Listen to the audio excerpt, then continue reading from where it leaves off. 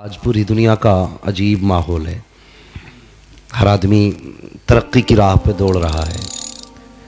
कोई सोचता है कि जिसने बिल्डिंगें बना ली वो कामयाब है, कोई सोचता है जिसने गाड़ियाँ ख़रीद ली वो कामयाब है।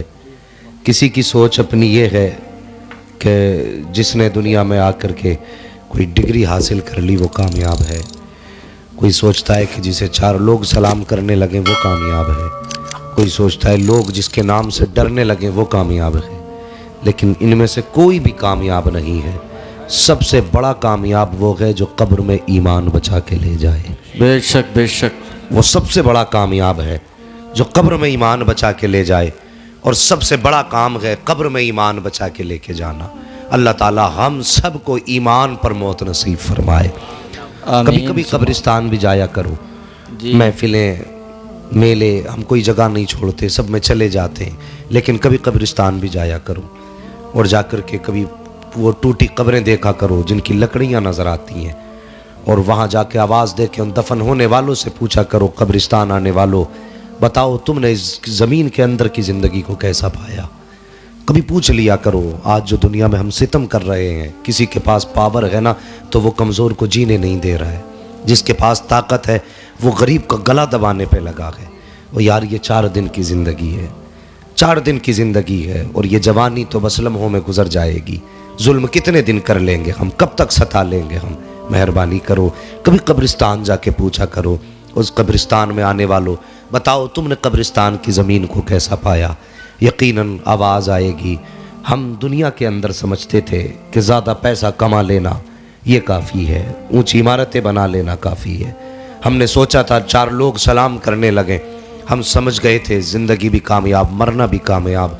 लेकिन जब कब्र में आए तो पता चला यहाँ पे ज़मीन का सिक्का नहीं चलता, यहाँ पे मदीने वाले की मोहब्बत का सिक्का चला कर। सुभान अल्लाह सुभान अल्लाह। सिर्फ उन्हीं की मोहब्बत का सिक्का कब्र में चलना है तो साहिब रिश्ते उनसे मजबूत कर लो। एक दिन हज़रत अली रज़ी अल्लाह तआला अन्हु कब्रिस्तान के पास से गुजरे। आवाज़ दे के कहने लगे, ओ कब्रिस्तान में लेटने वालों बताओ तुमने कब्र की मंजिल को कैसा पाया। आवाज़ आई, अली हमसे न पूछो, पहले ये बताओ जिन्हें हम छोड़ के आए थे उनका क्या बना। आज बंदा मरने से पहले देख के रोता है। 3 चीज़ों की फिक्र होती है मरते वक्त। एक होती है कि मेरी औलाद का क्या बनेगा। नंबर 2 होती है मैंने ये दौलत कमाई है इसका क्या होगा। नंबर 3 फिर ये सोचता है कि मर के जाऊंगा कब्र में क्या ठिकाना होगा। हर आदमी को ये 3 फिक्रें मरते वक्त होती हैं। उन्होंने पूछा था, अली हम अपने पीछे जिन लोगों को छोड़ के आए थे उनका क्या हुआ। हजरत अली फरमाते हैं पहले तुम बताओ बाद में मैं बताऊंगा। कब्र से आवाज़ आई, अली दुनिया में बड़ी ऐश की ज़िंदगी गुजारी, इतनी शान की ज़िंदगी गुजारी कि पूरी ज़िंदगी कभी कांटा नहीं चुभा। लेकिन जैसी कब्र में पहली रात आई और कब्र ने पहला झटका दिया था, ज़िंदगी की सारी खुशियों का जायका ही ख़त्म हो गया था। इतना सख्त झटका था पहला कब्र का। तो कहा था पहले झटके ने दुनिया की सारी राहत भुला दी थी। अली बड़ी मुश्किल ज़िंदगी है कब्र की। लेकिन अली बताइए जिनको हम अपने पीछे रोता हुआ छोड़ के आए उनका क्या बना। हज़रत अली ने फरमाया था, किसकी बात कर रहे हो तुम, अपने पीछे किसको छोड़ के आए। कहने लगा मैंने पीछे बीवी छोड़ी। अली उसका क्या बना। हज़रत अली ने फरमाया तू जिसे बीवी बता रहा है, जिसे रोता हुआ छोड़ आया था उसने दूसरा शोहर कर लिया है। कहा फिर मेरे दोस्तों का क्या बना।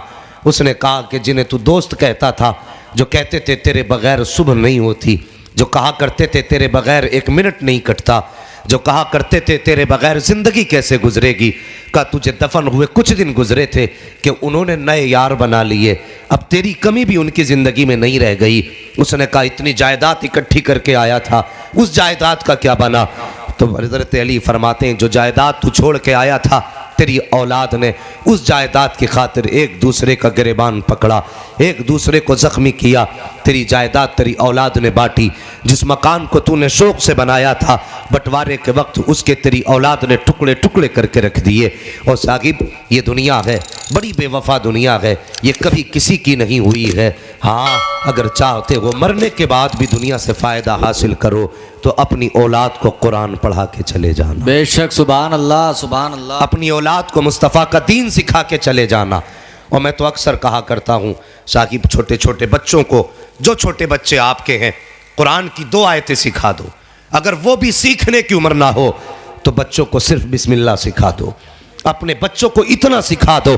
और जब रात को घर का हिसाब बीवी के साथ बैठ के किया करो, जब घर के मामलात की बातें बीवी के साथ बैठ के किया करो, जब तन्हाई में बैठ कर के घर के खर्च की बातें किया करो, रात में बीवी का हाथ पकड़ के कहा करो, मेरी शरीक हयात सफ़र पर रहा करता हूँ, परदेश में रहता हूँ, घर से निकलना रहता है, ज़िंदगी का कुछ पता न कि कहाँ खैराबाद कह दे, न जाने कहाँ ज़िंदगी का बंधन टूट जाए। ए मेरी शरीक हयात, अगर मेरा इंतकाल हो जाए तो मुझ पर इतनी मेहरबानी करना, मेरे छोटे बच्चों को भी जनाजे के साथ भेज देना, ताकि जब दुनिया दफन करके वापस आ जाए तो मेरे ये छोटे बच्चे कब्र के सरहाने खड़े हो जाए और दोनों हाथ उठा के मेरे रब की बारगाह में सिर्फ बिस्मिल्लाह पढ़ करके इतना कहते हैं, या अल्लाह मेरे बाप की मगफिरत फरमा दे। ओ खुदा की कसम, ये छोटे बच्चे जब कब्रिस्तान जाया करते हैं और बिस्मिल्लाह पढ़ करके बाप के इसाले सवाब के लिए हाथ उठाया करते हैं, तो खुदा की कसम, खुदा का दरियाए गज़ब कितने ही शबाब पे क्यों ना हो, लेकिन जब छोटा बच्चा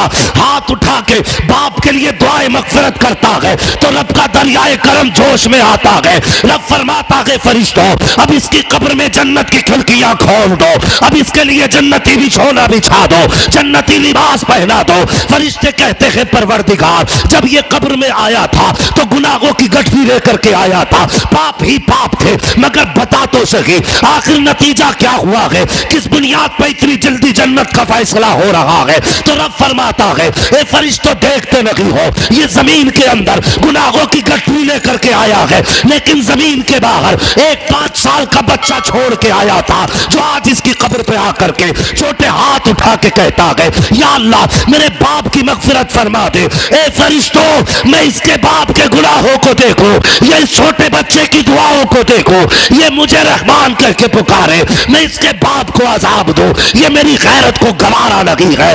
इस बच्चे के हाथ नीचे आने से पहले मैंने इसके बाप को जन्नत का परवाना भी दे दिया है, राहत का परवाना भी दे। बेशक सुभान अल्लाह सुभान अल्लाह सुभान